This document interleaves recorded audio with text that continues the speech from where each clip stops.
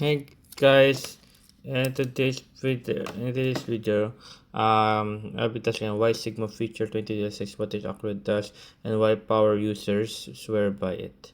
So, I've checked this Sigma thing, why Sigma feature. So, uh, sorry about this, guys, but there's no Sigma feature. Yeah, yeah, there's no Sigma feature. It might be um talking about like the Sigma Computing AI data analysis, but if you're talking about the app, it doesn't have that. Sorry about that, guys.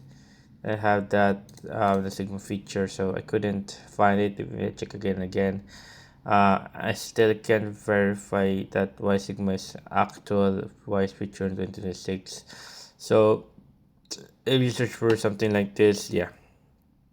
Um, so yeah, there you go. I can't, but what I can tell you about here is that you about their virtual card, which is much more better. Right here, virtual card right here. So this is one of the best features that you can do. Here he has a pin, card details, Visa card, with virtual card right here, and you can also replace your virtual card, edit your card, or maybe delete it and make a new one if ever your card has been compromised.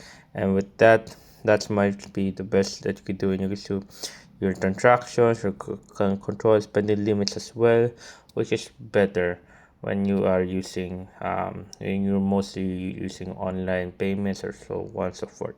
But yeah, there you guys. So please, if you guys have questions, dapat ako sa mga guys. I'll answer as soon as possible. See you guys on the next one, and thank you guys.